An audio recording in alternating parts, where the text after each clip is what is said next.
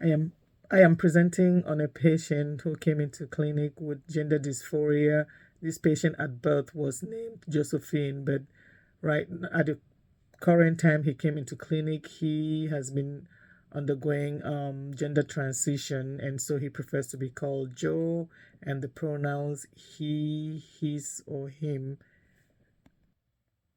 From his story, he has been looking for a good facility that can accommodate him and help him in the process of his transition. So once he walked into the clinic, the front desk staff called him by his formal name, which he was not very pleased about. So they had a conversation, and the patient told the front desk staff that he had already filled the paperwork to ease the smooth transition, and he was surprised that they were still using his legal name or his formal name Josephine instead of his preferred name Joe. The front desk staff explained to him that because of the way the healthcare system is set up, his his formal name Josephine will still be in the system, but then she will make a note and make sure that they continue to follow his preferences. While he was waiting, the nursing assistant came to take him to the back so that they can start doing their vital signs and other assessment. And when the nursing assistant came in, he initially addressed him as Josephine, which made him again angry or disturbed that the process is really not going through, and it looks like it's taking a long time. And I'm sure he the way he sounded was as if he was wondering if it will actually be a very smooth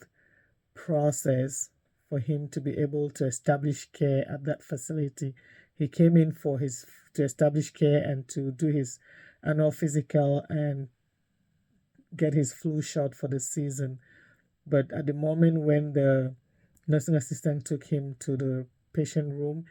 he was so disappointed that he did not even want to participate in any of the assessments. So the nursing assistant mentioned to him that they will get the nurse and the doctor to come in. So when the nurse came in, the nurse reassured him that there will be measures taken and process put in place to make sure that his next experience does not leave him disappointed.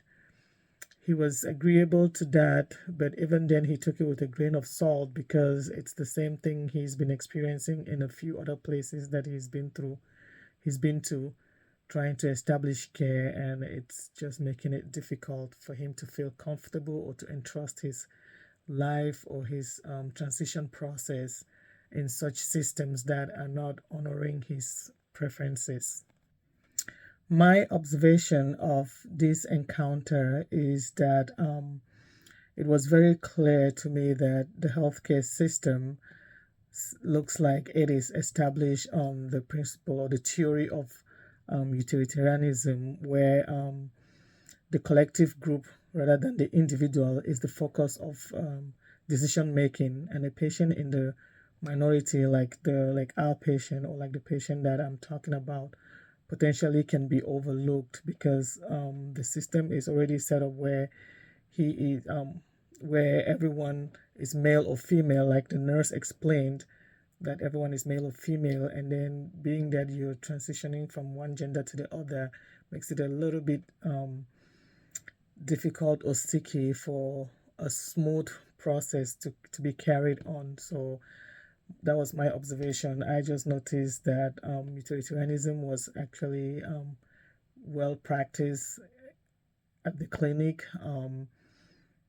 and so this made the patient to be at a minority situation. And usually, this theory is one that rejects moral codes or systems that consist of commands or taboos that are based on customs and traditions and orders given by leaders or supernatural things. Um, this explanation actually you can find it in the in one of our in one of our reasons, the core elements of value in healthcare by Bindra. According to Dewey and Holisek in the Nurses Healthcare Ethics Committee book, the utilitarian theory rejects moral codes or systems that consist of commands or taboos that are based on customs and traditions by leaders. Another thing I noticed was the fact that this patient was using the ethical principle of autonomy to challenge the theory of utilitarianism, whereby he was using his right to um, to save healthcare, to his right to a comfortable and health situation, to challenge the standard that has already been in place, and to make sure that um, measures will be put in place or taken to accommodate him, to facilitate a safe transition process for him, so that by the time he had come to the front desk, he would have just been known as Joe and not making the mistake once and twice. Some of the things I think could have been done at individual level is by first of all apologizing to the patient, and then following up a few days after to make sure that he is doing okay and feeling okay. And then another thing that I thought could have been done was that the front desk nurse could have gone to the nursing station and alert them of the dissatisfaction of the patient, so that that mistake does not repeat itself um, the second time. So if she had spoken to the nursing desk when the nursing assistant came out, I'm pretty sure he would not have made the same mistake. He would have been aware.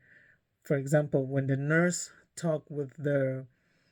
patient and reassured him how things will moving forward, the nurse left and went to the provider and explained things directly to the provider,